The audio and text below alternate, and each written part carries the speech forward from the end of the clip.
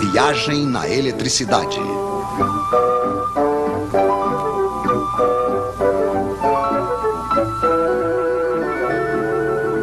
Os Três Mosqueteiros. Agora sabemos o que é a eletricidade. Entre dois fios, liga-se um gerador. Dentro de um dos fios, temos elétrons demais. Dentro do outro, falta.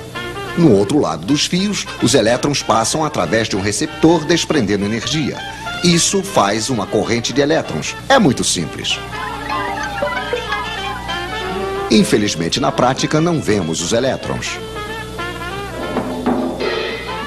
E se vocês quiserem se situar nos circuitos elétricos, precisam de um pouco mais de informação, é claro. Esses senhores vão nos ajudar. O gerador cria entre os dois fios uma diferença de potencial ou tensão. Isso é medido em volts. Obrigado, Sr. Volta. O gerador pode ser uma pilha, uma bateria de carro ou simplesmente uma tomada. O receptor pode ser uma lâmpada, um ferro de passar, um radiador elétrico, enfim, uma quantidade de aparelhos mais ou menos potentes. A potência se mede em watts, em quilowatts. Obrigado, Sr. Watts.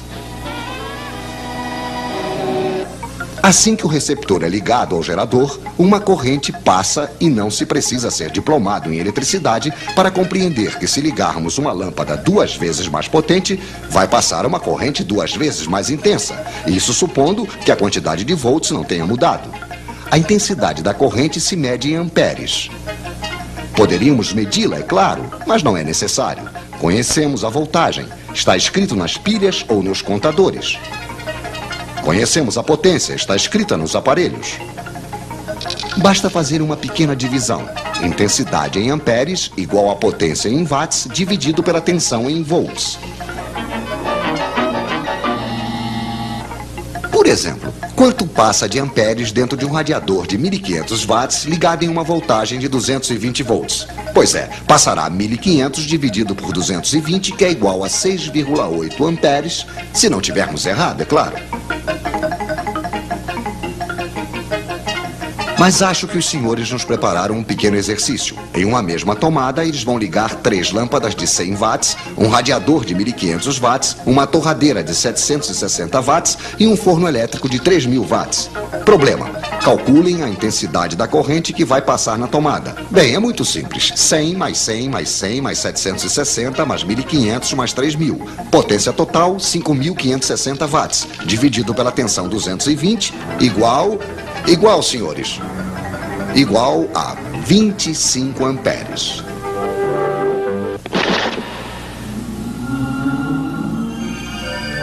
Pois é, não passou absolutamente nada.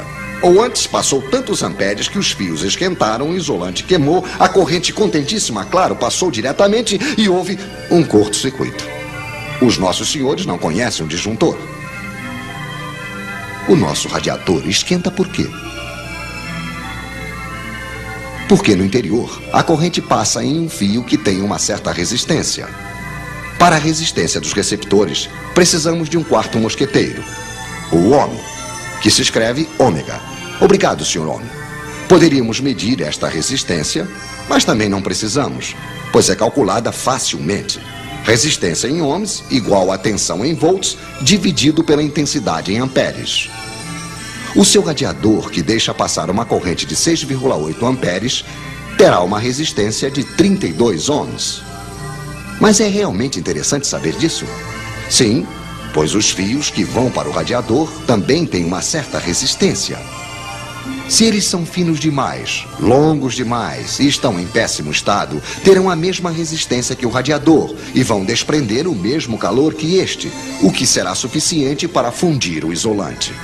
Moral da história: fiquem atentos para não deixar passar amperes demais em seus fios. Então retenham os nomes dos seus 4 mosqueteiros: watt, ampere, ohm, volt.